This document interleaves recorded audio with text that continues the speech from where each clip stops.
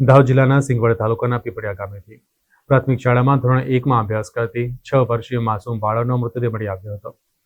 આ પ્રકરણમાં પોલીસે હત્યા ગુનો નોંધ્યો હતો. દાહોદ જિલ્લા સહિત સમગ્ર ગુજરાત રાજ્યમાં ચકચાર મચાવી મૂકનાર ઘટના દાહોદના સિંગવડ મુકામે સામે આવી છે.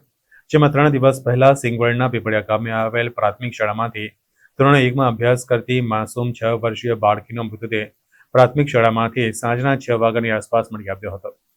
આ મામલે પોલીસે પોસ્ટમોર્ટમ રિપોર્ટના આધારે બાળકીનું મોત દબાવી મોતને ઘાટ ઉતારી હોવાનું સામે આવતા પોલીસે હત્યાનો ગુનો નોંધી તપાસનો ધમધમાટ આરંભ્યો હતો. જેમાં દાહોદ એલસીબી પોલીસ સહિતની ટીમે જુદી જુદી ટીમો બનાવી શાળામાં તપાસ હાથ ધરી હતી. આ ઉપરાંત ડોગ સ્કોડે ઝીણવટપૂર્વક તપાસ હાથ ધરી હતી. મૃતક બાળકીની માતા દ્વારા પોતાની પુત્રીને શાળાના આચાર્ય ગોવિંદ સાથે તેની 4 વ્હીલર ગાડીમાં શાળાએ જવા તે દિવસે મોકલી હતી. આ અંગેની જાણ પોલીસને થતાં પોલીસે આચાર્યની તેમજ શાળાના શિક્ષકોની પૂછપરછ કરતા પ્રથમ તબક્કે આચાર્ય ગોવિંદે જણાવ્યું હતું કે બાળકીને હું મારી ગાડીમાં બેસાડીને શાળામાં લાવ્યો હતો, પરંતુ ત્યારબાદ ગાડીમાંથી ઉતરી કઈ બાજુ ગઈ તેની તેમને ખબર નથી અને તેઓ પોતાની રોજિંદી કામગીરીમાં લાગી ગયા હતા.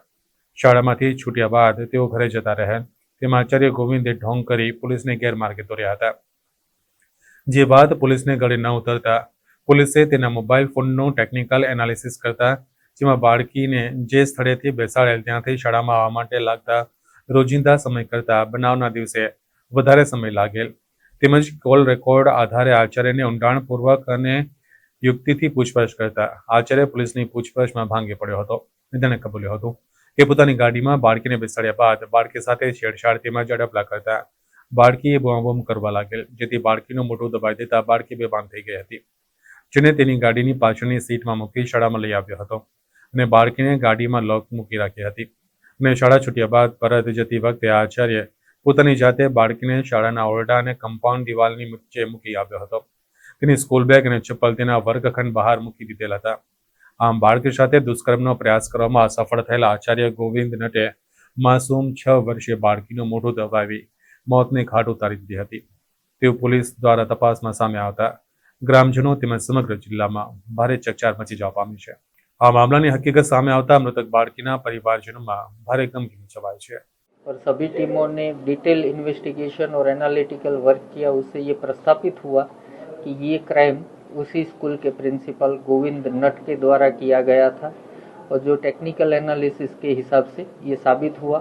पूरी हत्या की कहानी ऐसे हुई कि सुबह 10:20 के करीब टाइम पे जब बच्ची की माँ ने उसको प्रिंसिपल की गाड़ी में बिठाया था ताकि वो स्कूल ले जाए और उसके बाद में बच्ची स्कूल पहुंची ही नहीं है.